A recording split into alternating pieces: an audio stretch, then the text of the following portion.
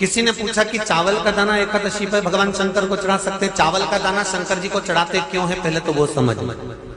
बेलपत्री का तो महत्व आपको बार बार बताया कि बेलपत्री शिव जी को क्यों चढ़ाई जाती है, कहीं रोग के लिए, कहीं बीमारी के लिए, कहीं किस कार्य के लिए, कहीं कोई कार्य के लिए, कहीं कोई कार्य के लिए। चावल का दाना अगर हम शंकर भगवान को चढ़ा रहे तो क्यों चढ़ा रहे हैं, उसका कारण क्या है? चावल का दाना शिव को चढ़ाने का केवल है कि चावल को अक्षत कहते हैं।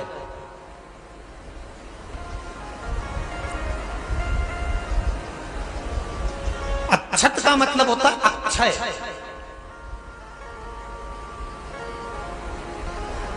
अभी हमारे यहां एक तिथि आने वाली है, अक्षय तृतीया।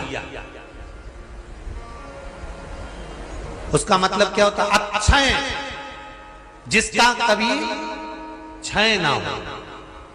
जब हम भगवान शंकर को चावल का दाना चढ़ाते हैं, जैसे बहुत ध्यान दीजिएगा महाराज, बहुत समझने वाली बात है, बहुत ध्यान से।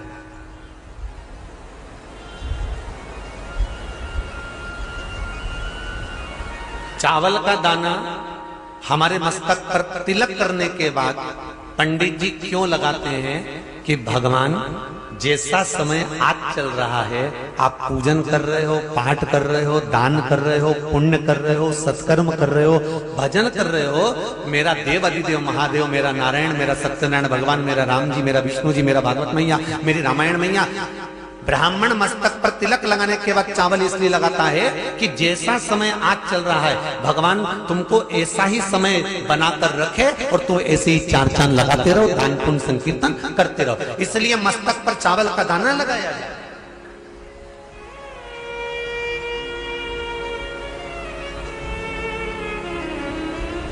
कोई मर जाता है, मरने के बाद जब तक पगड़ी नहीं होती तब तक माथे पर तिलक, चावल का दाना लगाया जाता है।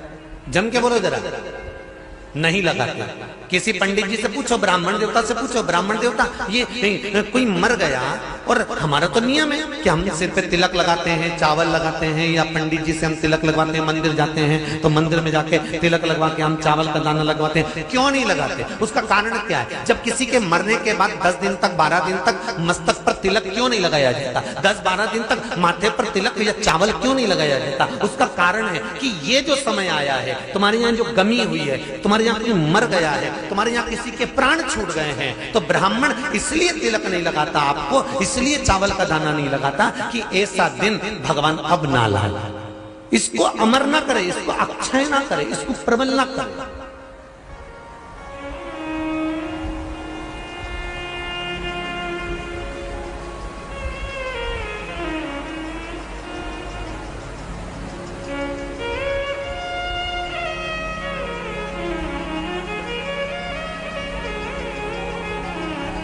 और जब चावल का दाना, तो यहां शिव महापुराण की कथा करी, चावल का दाना हम शिव जी को क्यों चढ़ाते हैं, भगवान को क्यों समर्पित करते हैं, भगवान की पूजन में अक्षत क्यों समर्पित करते हैं, चावल क्यों समर्पित करते हैं, उसका कारण क्या है? तो कहा आज मैंने जब चावल का दाना आपको समर्पित करा है, जिस भाव से, जिस विश्वास से, जिस श्रद्धा से, जिस मन से मैं आपको रिझा रही हूं, हे भोलेनाथ मेरी ये मनोकामना पूर्ण कर, इसको अक्षय कर देना, इसको अमर कर देना, बस इतनी कृपा आप कर। अब किसी ने पूछा एकादशी के दिन चावल चढ़ाए कि नहीं चढ़ाए, तो यहां तो सीधी सीधी बात है, बीमारी देखकर थोड़ी ना आती है कि नवरात्र चल रहे हैं कि सावन का सोमवार चल रहा है। बीमारी तो बीमारी। तुम चावल मत खाओ। तिरुपति कौन कौन गया? हाथ उठाओ। ठीक है। जगन्नाथ जी कौन कौन गया? हाथ उठाओ। हाँ ठीक है। द्वारका जी कौन कौन गया? हाथ उठाओ। ठीक है। बद्रीनाथ कौन कौन गया? हाथ उठाओ। ठीक है। एकादशी के दिन कभी तुम बद्रीनाथ चले जाओ, एकादशी के दिन तुम द्वारका चले जाओ, एकादशी के दिन तुम तिरुपति चले जाओ, एकादशी के दिन तुम जगन्नाथ चले जाओ, एकादशी के दिन तुम्हारी मर्जी पड़े भगवान के किसी धाम में चले जाओ और भगवान को भोग लगाओ और उनकी थाली को झांक कर देखना, उसमें चावल जरूर मिलेगा। उसमें ऐसा नहीं है कि चावल नहीं मिलेगा। बद्री नारायण में भगवान को चावल का भोग लगा हुआ मिलेगा, द्वारका में चावल का भोग लगा हुआ मिलेगा, आपको जगन्नाथ में चावल का भोग लगा हुआ मिलेगा, तिरुपति में मिलेगा, द्वारकाधीश में मिलेगा, नाथू द्वारा में मिलेगा, सांवरिया सेठ में मिलेगा, काकरोली जी में मिलेगा। आप जहां जाओगे वहां पर एकादशी के दिन भगवान को चावल आएगा, क्योंकि भगवान के लिए परहेज नहीं है। जो काम में डूबा हुआ है, जो आसक्ति में डूबा हुआ है, जो लोभ में डूबा हुआ है, जो वासनाओं में डूबा हुआ है, जो तृष्णा में डूबा हुआ है, और जो माता के गर्भ से जन्म लिया, एकादशी के दिन चावल उसको नहीं खाना। अब हमारे यहां तो कहावत में कहते हैं, राम जी की जब स्तुति गाते हैं तो कहते हैं, भय प्रगट, आती है आप लोगों को? एक लाइन तो आती होगी, गाओ जरा। भय प्रगट दीन कौशल्या। अब रामचरितमानस में कहा भय प्रगट कृपाला। प्रगट मतलब एकदम सामने आ गए। यहां लिखा है पेदा भय लाला। अगर तुलसीदास जी लिखते तो जन्म लिया होता राम जी ने तो तुलसीदास बाबा लिख देते कि पैदा भय, माता के गर्भ से इनका जन्म हो। नहीं नहीं नहीं, यहाँ कहा भय प्रगट कृपाला दीन कौशल्या। यहाँ प्रगट भय।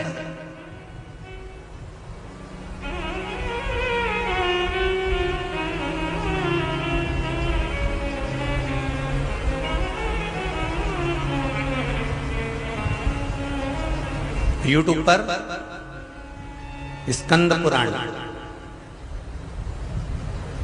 अंधेरी मुंबई की माहेश्वरी समाज वाली अगर डली हो और जिसने नहीं सुनी हो तो सुनना। उसमें हमने वर्णन किया कि एकादशी का जन्म कहां हुआ था। एकादशी के माता पिता कौन है? सबसे पहले एकादशी का व्रत किसने रखा था?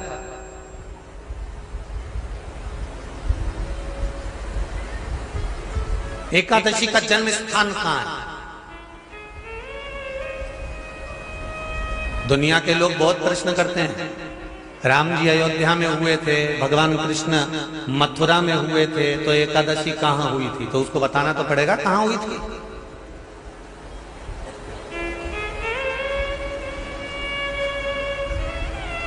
उसमें हमने वर्णन किया कि एकादशी के माता पिता कौन है, एकादशी का व्रत सबसे पहले किसने करा, एकादशी का जन्म कहां हुआ, एकादशी को क्यों चावल नहीं खाते, एकादशी के दूसरे दिन चावल का दाना खाना क्यों जरूरी है।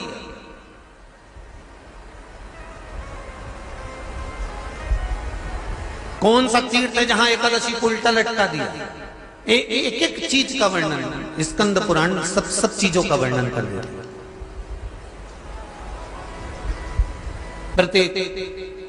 तो यहां जो वर्णन आया कि आप मनुष्य जो माता पिता के गर्भ से, माता के गर्भ से जन्म लिया हो, संसार में जिसका जन्म हुआ हो और मृत्यु लोक में गर्भ की कैद में रहने के बाद जन्मा हो, उसको एकादशी के दिन चावल नहीं खाना चाहिए।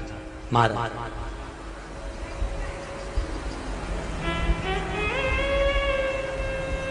पर यहां शास्त्र ये नहीं कहता कि भगवान को चावल नहीं चढ़ाना चाहिए। यहां शास्त्र कहता है आप शिव जी को चाहे एकादशी हो, चाहे द्वादशी हो, चाहे प्रदोष हो, चाहे पूर्णिमा हो, चाहे अमावस्या हो, चावल का दाना आप भगवान शिव को समर्पित कर सकते हो और ज्यादा नहीं। शंकर कभी ये नहीं कहते कि मुझे बहुत सारा चढ़ा। शंकर जी की कथा कहती है कितना, मात्र एक चावल का दाना। हम तो उनसे भी कहेंगे जो लोग कहते हैं ना कि हम आज हमारा सावन का महीना है तो आज हमें भगवान को 1.25 लाख बेलपत्र चढ़ाएंगे, तो कोई कहता हम 1000 बेलपत्र चढ़ाएंगे, तो कोई के हम 5000 चढ़ाएंगे, कोई के हम 50,000 चढ़ाएंगे। मेरा निवेदन केवल इतना है, तुम तो एक चढ़ा। और ये भी जरूरी नहीं है एक बेलपत्र भी कब चढ़ाई जाती है शंकर भगवान को? जब तुमने किसी एक बेलपत्र का पेड़ लगाया होगा और वो पेड़ बड़ा हो गया होगा, तब तुम हकदार बनते हो कि किसी के पेड़ की बेलपत्र तोड़कर शिव को चढ़ाई जाए। लगाया पेड़ मिल गया बेलपत्री का, और तुम तो डंडा लेके खड़ी हो गई और तुरंत तो सारा झड़ा और जितना बेलपत्री का पेड़ था सारा की सारा उनको बिना पत्ते का कर दिया। अब दूसरा ढूंढ रही है। तुम्हारे यहाँ है क्या? अब दूसरा ढूंढने की तैयारी, और दूसरा जब पूरा क्लीन हो गया फिर तीसरा ढूंढने चली, तीसरा ढूंढने गई, फिर कहा तुम्हारे यहाँ है क्या? तो कई लोग ऐसे होंगे। ये गर्मी चली जाए, जैसे पिछले वर्ष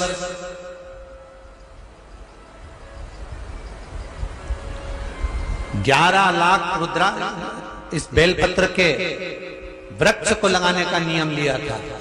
अब की बार जैसे ही गर्मी जाए तैयारी करके बैठ जाना, बारिश चालू हो और जितने लोग शिव महापुराण की कथा सुन रहे हो आस्था चैनल पर, फेसबुक, यूट्यूब पर और यहाँ पंडाल में, एक बेलपत्री का वृक्ष अपने को लगाना चालू करना अपने द्वारा।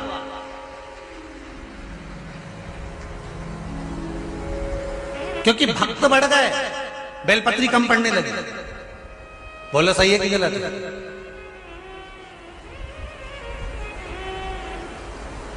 अब शिव के भक्त इतने बढ़ गए कि बेलपत्रियां कम पड़ने लगी। अब एक व्यक्ति भी चढ़ाए तो दो तो चढ़ाए, अब एक वृक्ष में कितनी लगेगी बताओ जरा, ईमानदारी की बात हो। अब तुम सब तोड़ सब ले गई सब, और अभी इंतजार कर रही, अभी उगेगी,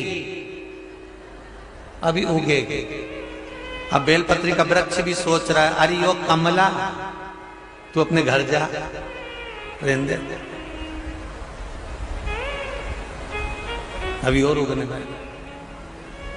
नियम बना।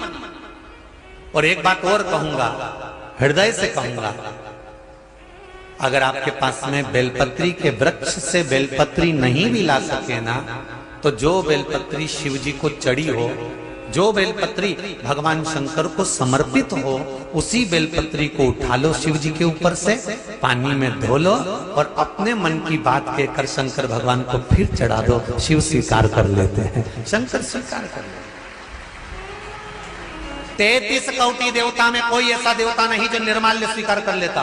चढ़ाया फूल कोई देवता वापिस स्वीकार नहीं करता, चढ़ाई सामग्री कोई देवता स्वीकार नहीं करता। पर मेरे देव अधिदेव महादेव केवल एक ऐसे हैं कि चढ़ी हुई बेलपत्र, चढ़ा हुआ अक्षत, चढ़ा हुआ धतूरा, मेरे शिव केवल एक ऐसे हैं कि वो स्वीकार कर लेते हैं। आपने जो चढ़ा दिया, कोई चढ़ा के चले भी तो भी स्वीकार।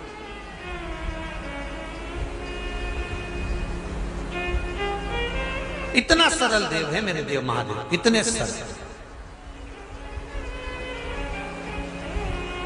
सारे देवताओं के यहाँ लड्डू, पेड़ा, गुलाब जामुन, आरती, भजिया, पकौड़ा चाहिए, शंकर जी को चाहिए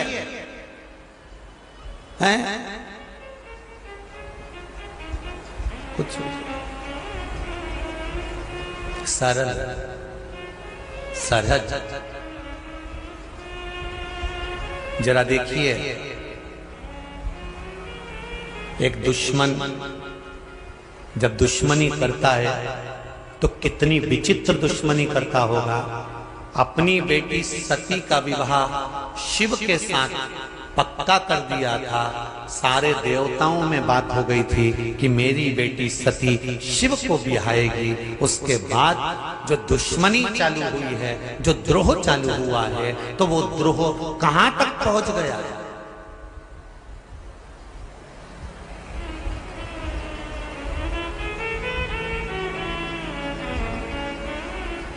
वो द्रोह कहां तक पहुंच गया? यही कनखल,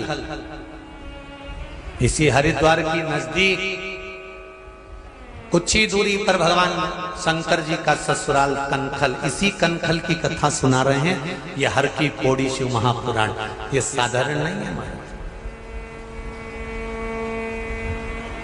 इस हर की पौड़ी का मतलब समझना है अपने को बहुत ध्यान से। जैसे आपको मालूम पड़ गया ना कि हर शब्द कहां से जुड़ा, भरतरी से। सप्तऋषि रोड कैसे पड़ा? 7 धारा से। उसी तरह हमको समझना है। दक्ष प्रजापति के हृदय में कितना कितना कितना विद्रोह झाड़ा होगा, कितना विद्रोह जागा होगा, जरा विचार करिए। मेरे दामाद को मैंने श्राप दिया था कि काया बेकार हो जाएगी, तो शंकर कौन होते हैं मेरे दामाद की काया को ठीक करने वाले?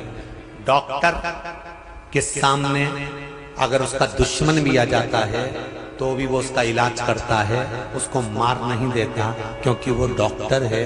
उसको परमात्मा ने कुछ कुछ दिया है तो वो उसका प्रयोग करता है।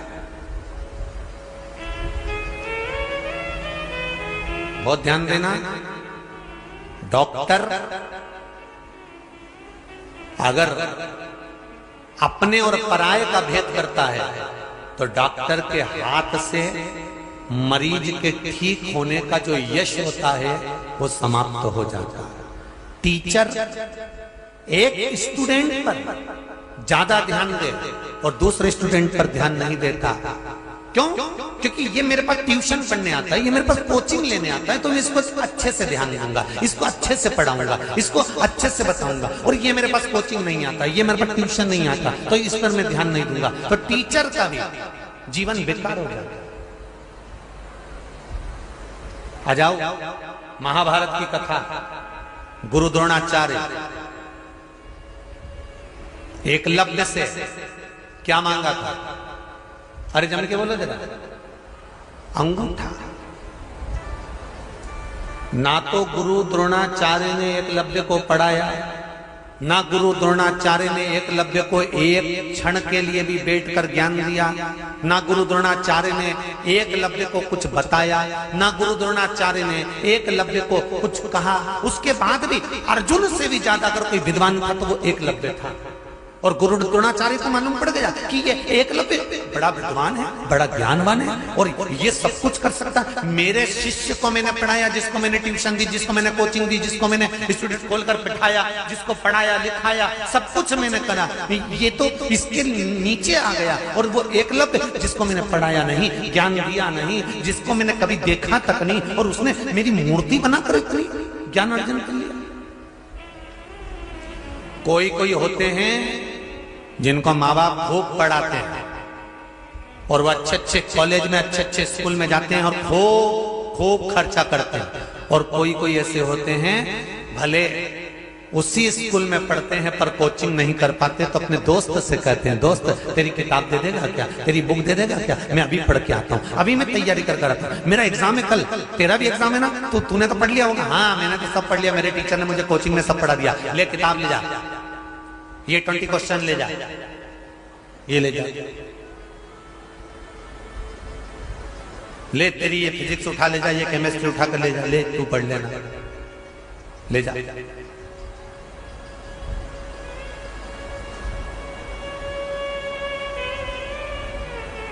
अब गुरु द्रोणाचार्य के लिए अर्जुन प्रिय है, एकलव्य प्रिय नहीं है। तो उन्होंने सोचा कि मेरे शिष्य का नाम कैसे चलेगा, तो उन्होंने कहा इसका अंगूठा ही कटवा लेता।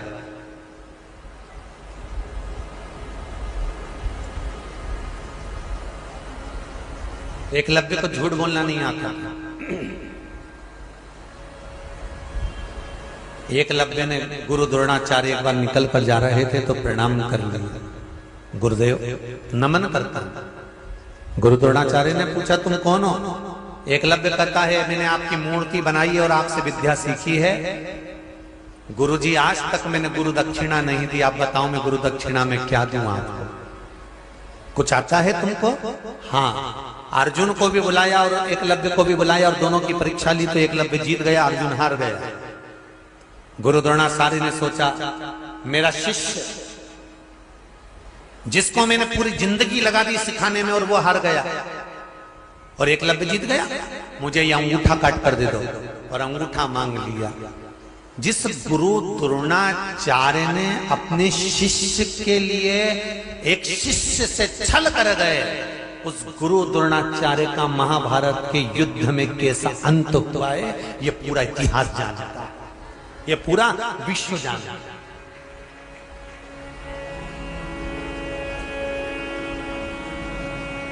मत बुरे कर्म कर बंदे वरना पछताएगा। भगवान की आंखों से तू बच नहीं पाएगा, तू बच नहीं पाएगा। अरे ओ अज्ञानी मत करना दानी, तेरे कर्म का फल भी तू ही पाएगा। जैसा किया तूने तेरे आगे आएगा। मत बुरे कर्म कर बंदे वरना पछताएगा। भगवान की आंखों से तू बच नहीं पाएगा, तू बच नहीं पाएगा। आप अच्छा कर्म करो। एक टीचर अपने स्टूडेंट के साथ छल ना करे, एक डॉक्टर अपने मरीज के साथ छल ना करे, तो ये शिव की कथा कहती है कि भगवान भी उसकी जिंदगी के साथ कभी छल नहीं करता है, कभी नहीं करेगा।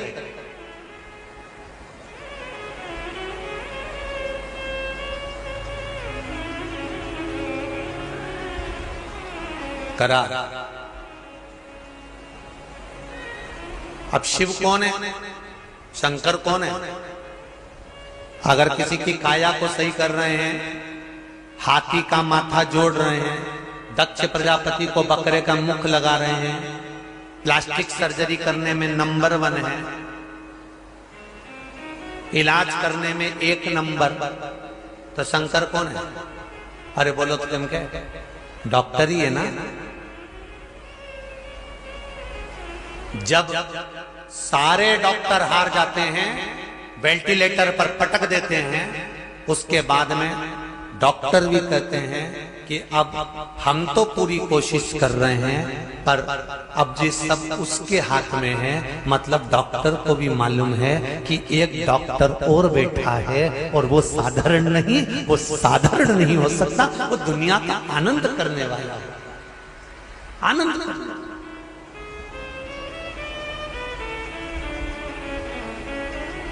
उस महाकाल के आगे काल भी हार जाता है।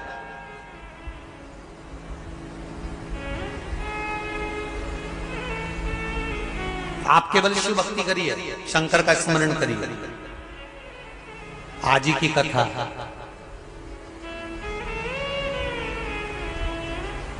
आज नीलकंठेश्वर महादेव का दर्शन करने गए थे।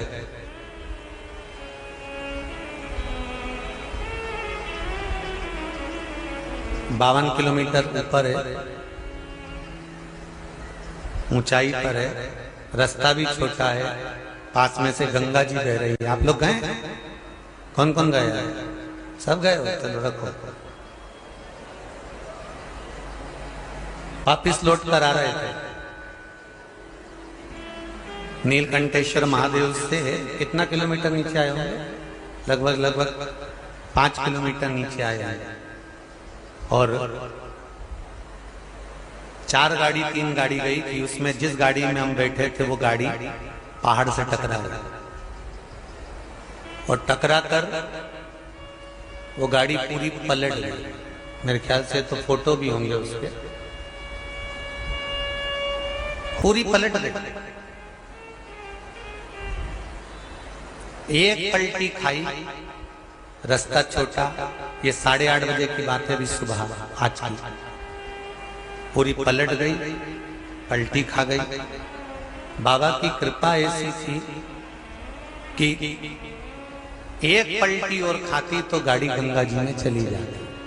पर गाड़ी में हमारी आदत है कि जब भी चलते हैं तो श्री शिवाय नमस्तुभ्यम, और मंदिर में भी श्री शिवाय नमस्तुभ्यम, और आते भी हैं तो श्री शिवाय नमस्तुभ्यम।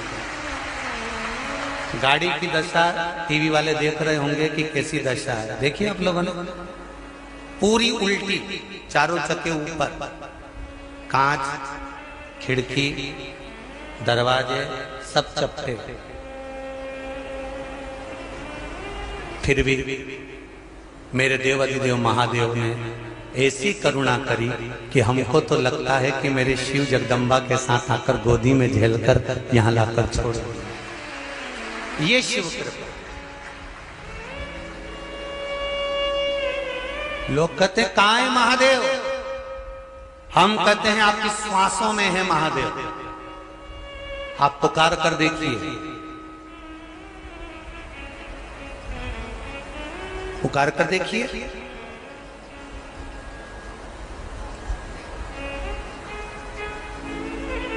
बस शंभो शरणे पड़ी मांगू घड़ी रे घड़ी दुख का दया करी दर्शन। आपका विश्वास पक्का होना चाहिए, और यदि भरोसा पक्का है, विश्वास दृढ़ है और पूर्ण भरोसा, पूर्ण भरोसा, तो यह पक्का है कि काल भी तुम्हारे सामने होगा तो महाकाल तुम्हारे साथ में होगा। तुम चिंता मत करो, काल भी होगा तो महाकाल भी तुम्हारे साथ होगा। बस उसका भजन करो।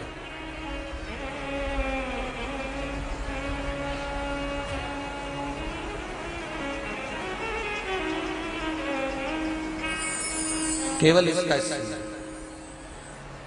तेरे डमरू की धुन। आज मैं गाड़ी में जब आ रहे थे और जब ये सब कुछ हुआ तो बाबा का यही भान आया, तेरे डमरू की धुन सुन के मैं काशी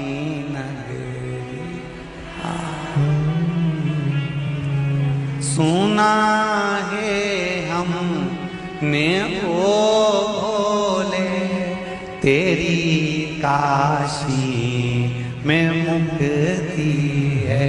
भगवान शिव की कथा कहती है, आप अगर विश्वास रखे हो,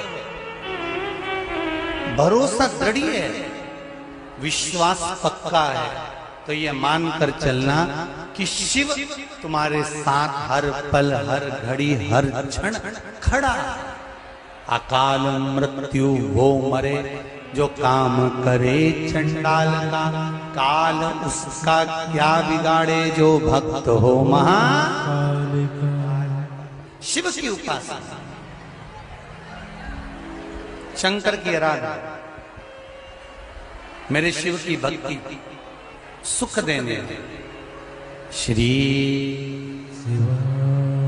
बोलो जरा, हर की पौड़ी है, गंगा का घाट, कंकर में शंकर, दिल से बोलिए श्री शिवाय नमस्तुभ्यं, श्री शिवाय नमस्तुभ्यं, श्री शिवाय नमस्तुभ्यं, श्री शिवाय नमस्तुभ्यं, श्री शिवाय नमस्तुभ्यं। आराधना शिव की, भक्ति शिव की। दक्ष प्रजापति को क्रोध आ गया, मेरे दामाद को मैंने श्राप दिया था और शंकर ने ठीक कर दिया। शिव वो डॉक्टर हैं,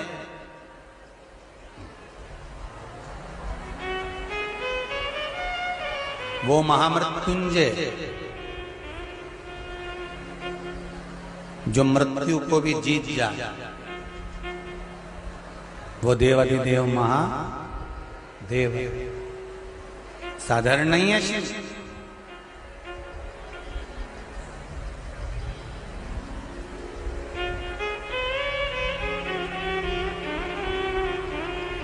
शंकर की आराधना सहज नहीं।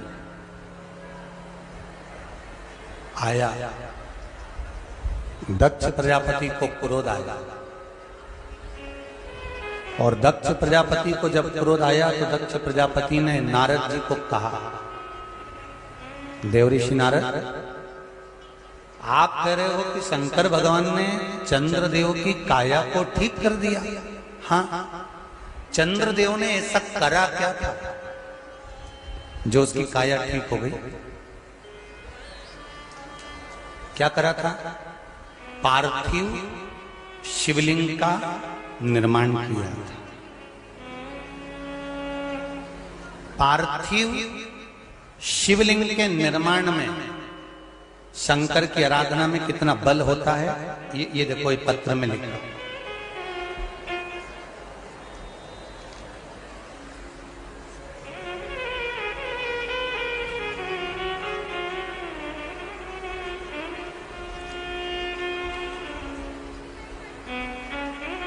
पत्र में लिखा है,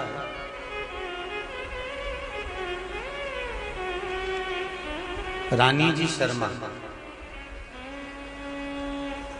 रामनगर नैनीताल से आई हैं। कहीं बैठी आप ही? दोनों हाथ हिला दीजिए एक बार। हर हर महादेव। मेरा नाम रानी शर्मा है और हम रामनगर नैनीताल से हैं। गुरुजी, मेरे चेस्ट में 2 साल पहले एक गांठ हो गई थी, गठान हो गई थी, जिसका ऑपरेशन अलीगढ़ के हॉस्पिटल में हुआ था। उसके बाद कुछ समय के बाद एक गांठ दोबारा उससे हटकर थोड़ी ही दूरी पर फिर हो गई, और वो गांठ पिछली गांठ से बड़ी थी अभी। गुरुजी, हमने लॉकडाउन में आपकी कथा सुनी और कुछ उपाय आपने गांठ को गलने के लिए रुद्राक्ष वाला, बेलपत्री वाला, जड़ वाला कहा, उसको करना प्रारंभ कर। गुरुदेव, डॉक्टर ने भी कह दिया कि ये गठान पिछली गठान से बड़ी है और चांस कुछ गड़बड़ ही है। गुरुदेव, जब वो उपाय करना प्रारंभ करा, कुछ समय के बाद गांठ गलना चालू हो गई, और वो गांठ कहां गई डॉक्टर को भी नहीं मालूम पड़ रही। रिपोर्ट सब अच्छी आ गई। ये शिव। बैठो बहन, बैठो। हर हर महादेव, बैठ जाइए। शिव की कृपा। फिर हम रुद्राक्ष उत्सव में बाबा भोलेनाथ को प्रणाम करने सीहोर गए, वहां बाबा को नमन करा। बाबा की कृपा, शिव की आराधना, शिव उपासना।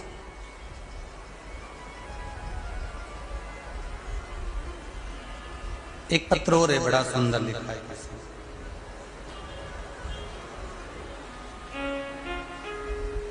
दीक्षा सिरोही, नजीबाबाद बिजनौर से हैं। कहीं बैठी हो तो हाथ उठा सकते हैं। आप ही दोनों हाथ हिला कर एक बार हर हर महादेव बोल दीजिए। हर हर। आपने लिखा है, गुरुदेव, मेरी नानी जी को दिमाग की 2 नस सूख गई थी, जिसकी वजह से 3 जनवरी 2022 को उनके शरीर से उठा नहीं गई। कुछ दिनों बाद उन्होंने खाना बंद कर दिया, जिसके कारण उन्हें एडमिट करना पड़ा। उनको नलकी लगा दी गई, उसी से खाना पीना दिया जा रहा था। डॉक्टर ने कहा तब इनके ठीक होने के कोई चांस नहीं है। गुरुजी, मैं और मेरी मम्मी शिव महात्मा कथा टीवी पर सुनते थे, जिसमें हमने पशुपति व्रत के बारे में जाना, और उस व्रत को करने के बाद शिव को नमन कर उसका जल 2 बूंद नानी को देना प्रारंभ करा। कुछ समय के बाद नानी के शरीर में वापिस प्रतिक्रिया चालू हुई, और डॉक्टर भी आश्चर्य में पड़ गए, और 5 दिन में डॉक्टर ने छुट्टी कर दी और मेरी नानी ठीक हो गई।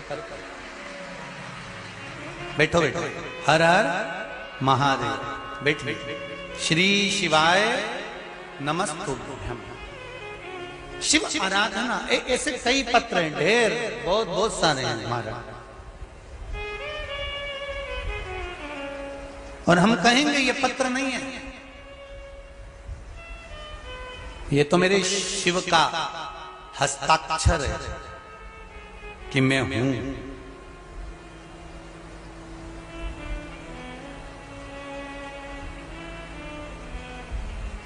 उसके होने का प्रूफ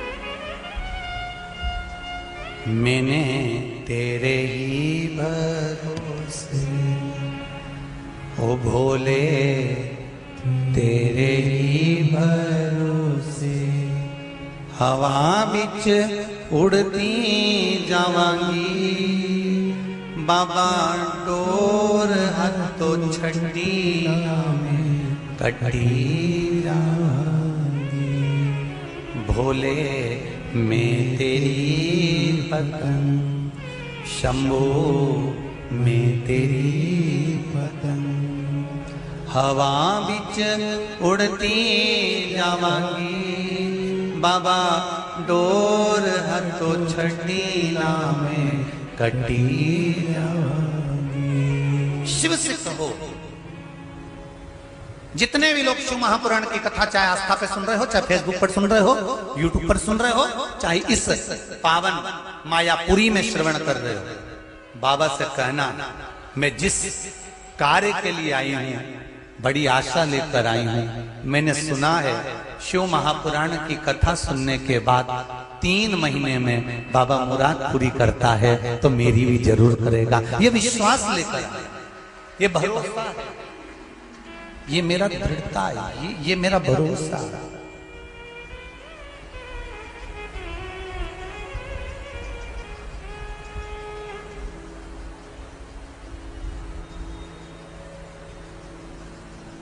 अगर वो है तो फिर कोई गम नहीं, अगर वो है तो, और वो कब होगा? जब आपका विश्वास पक्का होगा। अगर विश्वास आप अगर जो यहाँ रहने वाले होंगे, कभी आप लोग जाएं तो अभी भी गाड़ी वहीं पड़ी होगी, जाकर देखेंगे तो आपको मालूम पड़ेगा कि बहुत गाड़ी की दशा ऐसी है, तो उसमें बैठने वालों की दशा क्या होगी। पर अगर वो है और उसके विश्वास प्रबल है, भरोसा दृढ़ है, तो फिर वो साधन है।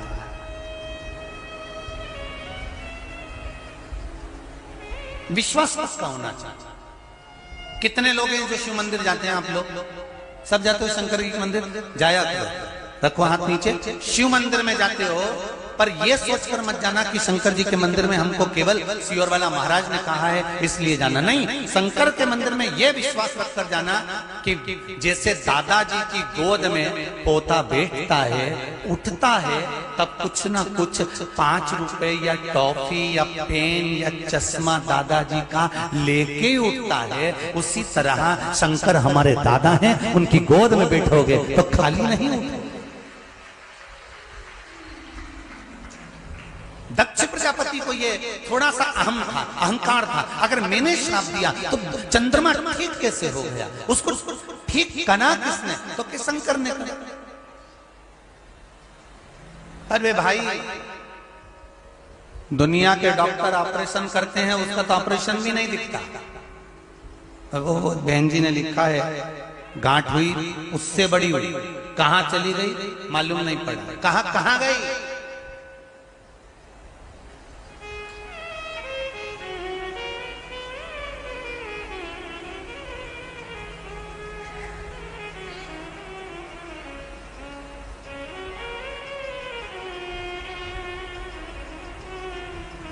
देता है वो सब।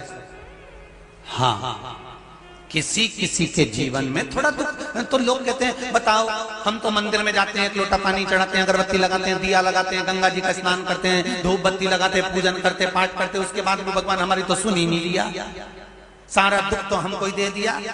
अरे भाई, पिछले जन्म की फाइल थोड़ी सी मोटी होगी तो छुपाने में दिक्कत आ रही हो। क्योंकि वो भी 33 कोटि देवी देवताओं में मेरे देवाधिदेव महादेव बैठते हैं। अब ब्रह्मा जी तो खुद उनसे परेशान रहते हैं। आप लोगों को पहले भी कथा में कहा, एक बार ब्रह्मा जी ने किसी के प्राण वापिस, वो राजा श्वेत की कथा आती है कि राजा श्वेत के प्राण वापिस दे दिए तो ब्रह्मा को क्रोध आ गया। ब्रह्मा जी ने कहा यमराज गए तो उनने प्राण नहीं लेने दिया, मृत्यु देवी गई तो प्राण नहीं लेने दिया, बचाया किसने? शंकर जी ने।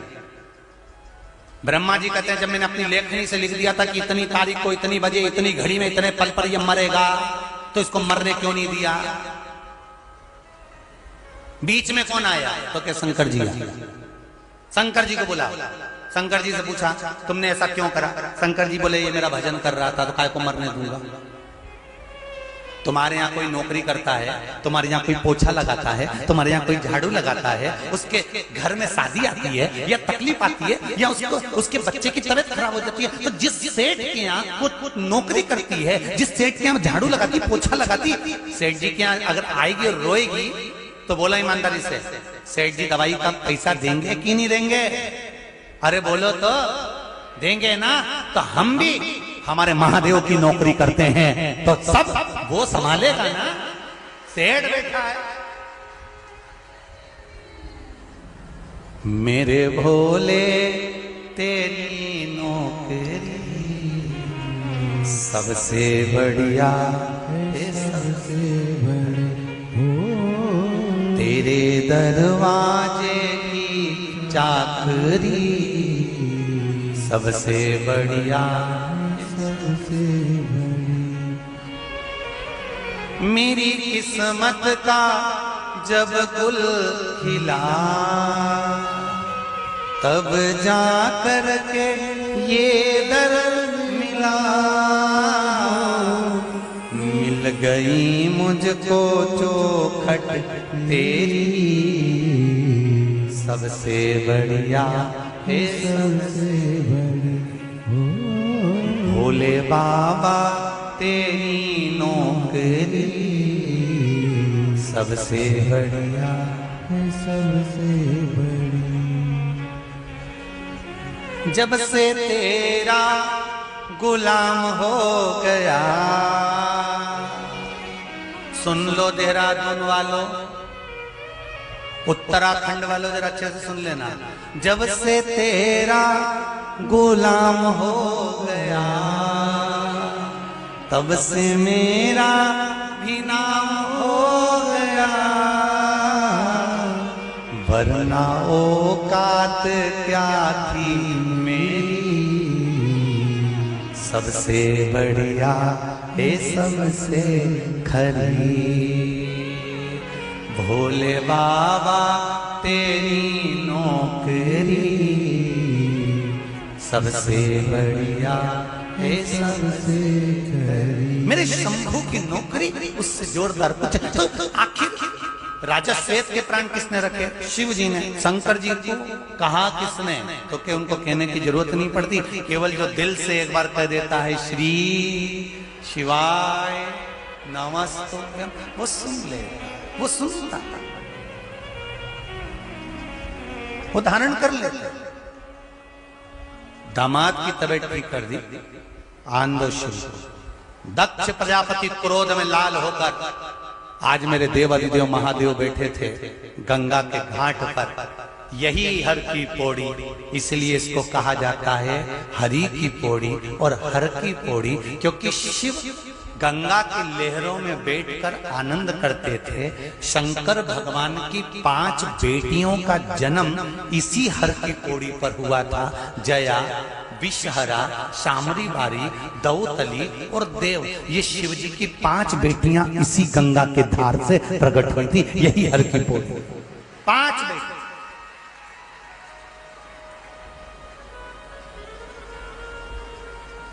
नाम बोलो जरा। पहली जया, विषहरा, श्यामली बारी, दौतली और देव, ये 5 कन्या हैं शंकर भगवान की। वैसे हैं 6, एक अशोक सुंदरी भी है, पर अभी 5 की चरित्र चल रहा है हरिद्वार में, तो 5 बेटी। और ये वो बेटियां हैं, पहले भी कहा फिर कहते हैं, जिसको रात को नींद की गोली लेकर सोना पड़ता हो। एक प्रैक्टिकल जरूर कर देखना, रात को सोने से पहले जब पलंग पर सो, मोबाइल पूरा बंद कर दो सोने से। जितना तुम्हें व्हाट्सएप चलाना चला, फेसबुक यूट्यूब से चलाना चला, पर सोते समय जब मोबाइल बंद करो, गोली मत खाना, हाथ में थोड़ा सा जल लेना। जया, विषहरा, श्यामली बारी, दौतली, देव, शंकर जी की 5 लड़कियों का नाम लेकर थोड़ा थोड़ा सा आचमन करना और बढ़िया श्री शिवाय नमस्तुभ्यम कहकर सो जाना। ऐसी नींद लगेगी कि सवेरे भी नींद खुले तो पड़ोसी ही जगाएगा, उठ जा 8 बज गई है। ये शिव।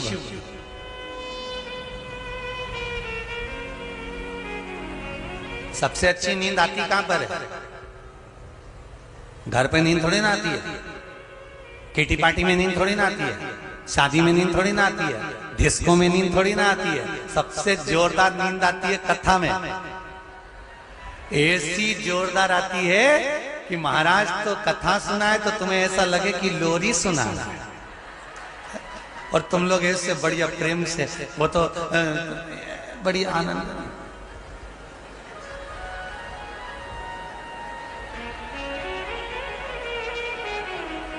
और पड़ोसी उठा दे तुमको, उठ सो रही क्या? तो फिर ऐसे ऐसे क्या कर रही?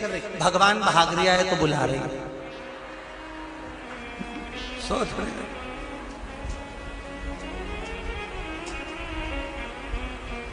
अच्छा, बहुत चतुर चतुर होते हैं। एक बार हम लोग हरदा कथा करने गए थे, मध्य प्रदेश में एक जगह है हरदा, वहां एक बार बहुत साल पहले कथा करने गए तो वहां हाउसिंग बोर्ड का कोई ग्राउंड है, LIG ग्राउंड वगैरह क्या बोलते हैं उसको, वहां उस ग्राउंड में कथा थी।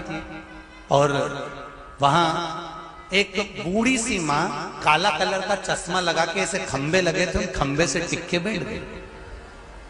और जगह की थी कमी, कोई उसके पास में नहीं बैठे। अब हमने कार्यकर्ता से कहा, जब वहां जगह पड़ी हुई तो वहां क्यों नहीं बैठा? तो क्या कोई नहीं बैठ रही?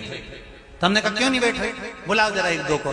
तो 2-1 को बुला के पूछा कि वहां जगह पड़ी है तो तुम वहां बैठती क्यों नहीं हो? अरे महाराज वो घुर्राटा भरती है। तो जब कथा पूरी हो गई तो हमने उसको बुलाया, हमने कहा जी हरिओ चंद्र घंटा, एक बात तो बता कि क्या घर पे नहीं सोती जो तू कथा में यहाँ सोती है?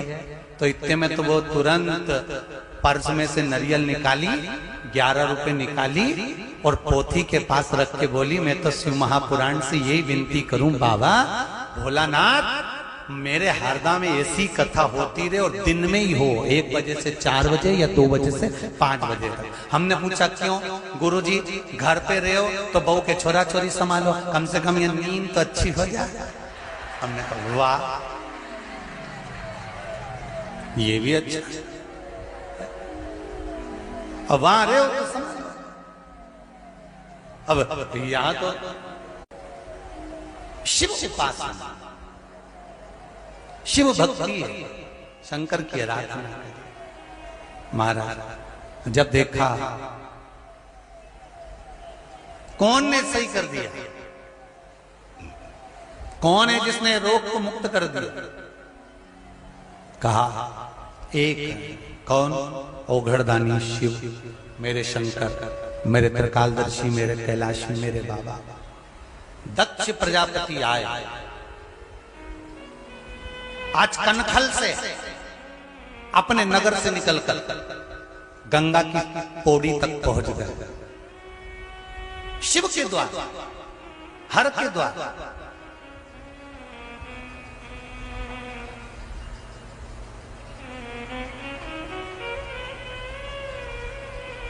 कितना अंतर है जरा ध्यान रखिएगा। कनकल में दक्ष प्रजापति हैं, वहां से चले थे क्रोध में, गुस्सा कर कर बोलते बोलते चले। शिव जी ने जो पवन देव से कहा थोड़ी सी हवा चला दो, और जो पवन देव ने थोड़ी सी हवा चलाई और गंगा के घाट की रज, गंगा के घाट की माटी, कंकर, रेत, थोड़ी सी रज उड़ी और बोलते बोलते जा रहे थे और वो मुंडा में भरी।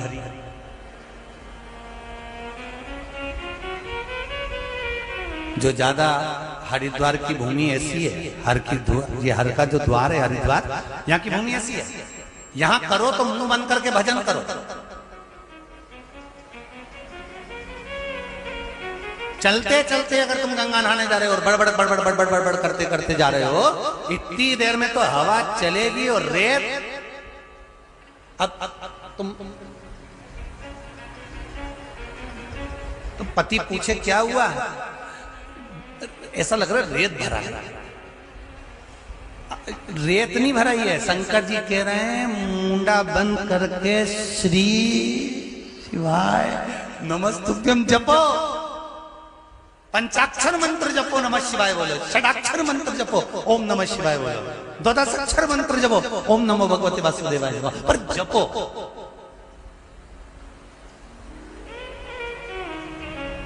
बोल मेरी जीवा हरि हरि, 10-10 भोजन पान करे और राम नाम में मरी मरी। बोल मेरी जीवा, अभी भी नहीं बोली, अरे बोलो तो हरि हरि। हरि बोले कि मरी बोले? हरि, हाँ ठीक है।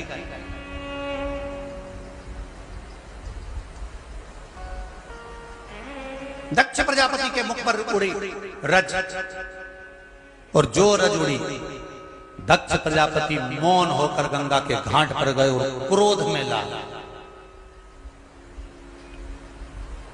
मेरे शंभू बैठे थे, बहुत शांत शीतल, एकदम शीतल। सारे मंदिरों में गर्मी के दिनों में गर्मी लगेगी, शंकर जी के मंदिर में एसी भी मत चला, कूलर भी मत चला, पंखा भी मत चला, तो भी शंकर जी के मंदिर में गर्भगृह में ठंडक ही मिलेगी, क्योंकि शिव मेरा शीतल।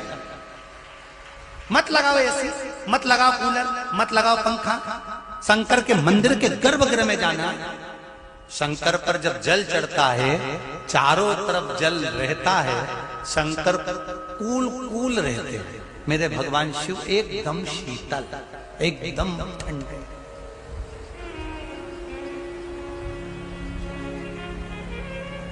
शिव कहते हैं मेरे नजदीक में आने वाले को क्रोध करने की जरूरत नहीं है, मेरे पास आओ, शांति रखकर आना, शीतलता, हृदय में आनंद और विश्वास रखकर आना। शिव कहते हैं तुम्हें क्रोध करने की जरूरत नहीं है। तुम क्रोध करोगे, किसी को दंड दे भी दोगे, अपशब्द कह भी दोगे, ताना भी दे दोगे, किसी पर थप्पड़ भी मार दोगे, किसी को आड़ा टेढ़ा भी कह दोगे, तो तुम तो थोड़ा करोगे और खुश हो जाओगे।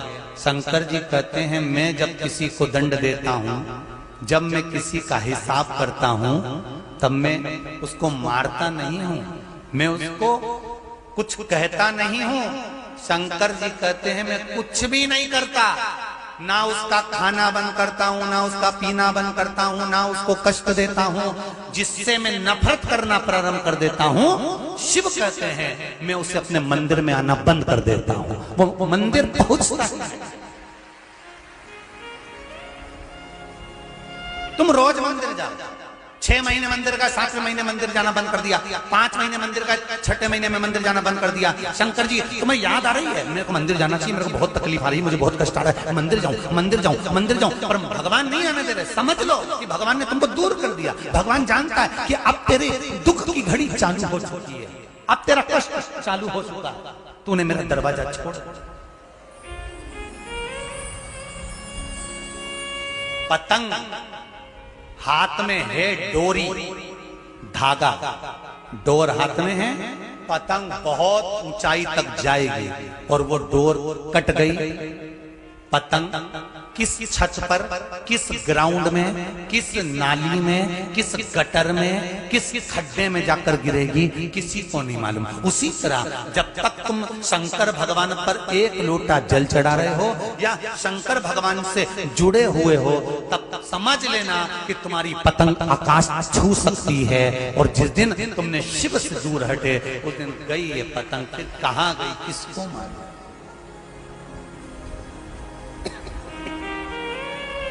किसको मानो?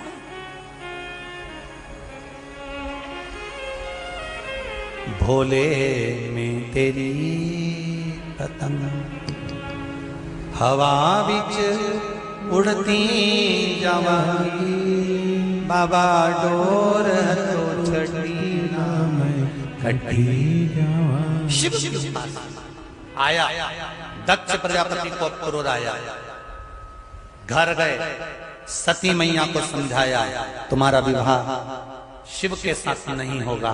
सती मैं तुम्हें समझा रहा हूं, तुम मान जाओ। सती मैया नहीं मानी।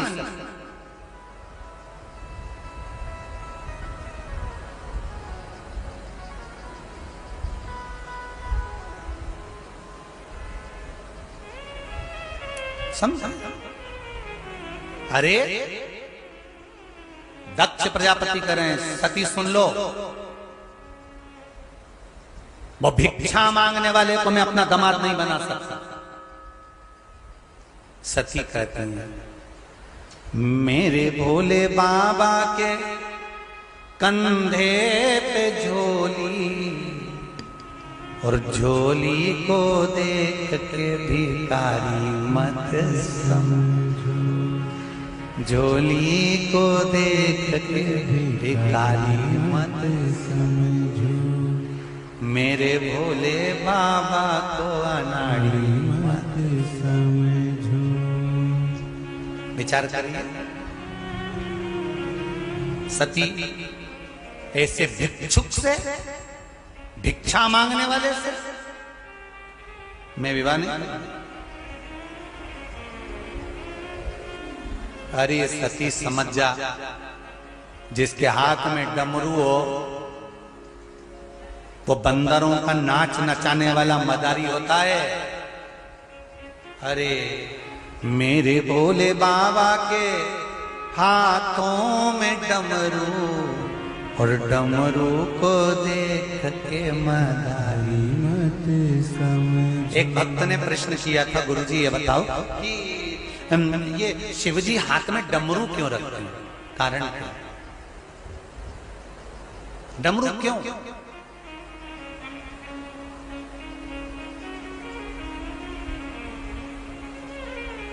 क्या कारण है डमरू रखने का? भगवान शंकर किस कारण से रखा शंकर भगवान ने डमरू? कारण क्या है? शिव महापुराण की कथा कहती है भगवान अपने हाथ में डमरू जो रखे हैं वो बंदर को नचाने के लिए नहीं रखे। भगवान ये डमरू मदारी बनने के लिए नहीं रखे हैं। भगवान कहते हैं ये डमरू जो है एक ही हाथ से, ये वाद्य यंत्र ऐसा कोई वाद्य यंत्र नहीं है जो एक हाथ से बजता। ढोलक दो हाथ से, तबला दो हाथ से, हारमोनियम दो हाथ से, बंसी दो हाथ से, वायलिन दो हाथ से, मृदंग दो हाथ से, सारे वाद्य यंत्र दो हाथ से बजते हैं। केवल एक डमरू ऐसा है जो एक हाथ से बजता है। शंकर भगवान कहते हैं मैंने डमरू अपने पास इसलिए रखा है कि एक ही हाथ से ये डमरू आगे और पीछे दोनों तरह से बज जाता है। उसी तरह संसार का मनुष्य एक बार मनुष्य का जन्म पाता है, अच्छे और बुरे के कर्म में वो डोलता रहता है, पर परमात्मा की शरणागति प्राप्त नहीं कर पाता। इसलिए शिव कहते हैं मैंने डमरू को अपने हाथ में रखा, अपने पास। सती समझ जा, सती नहीं मानी। आज दक्ष प्रजापति ने सती को कुछ नहीं कहा। आज दक्ष प्रजापति ने सती माता को कुछ नहीं कहा और नगर में ढिंडोरा पिटवा दिया। मेरी सबसे छोटी पुत्री सती का स्वयंवर है। कनखल की भूमि हर के द्वार से पास में थी। केदार में मेरा शिव है, नीलकंठ में मेरा शिव है, और कनखल की भूमि पर आज माता सती का स्वयंवर रखा गया है।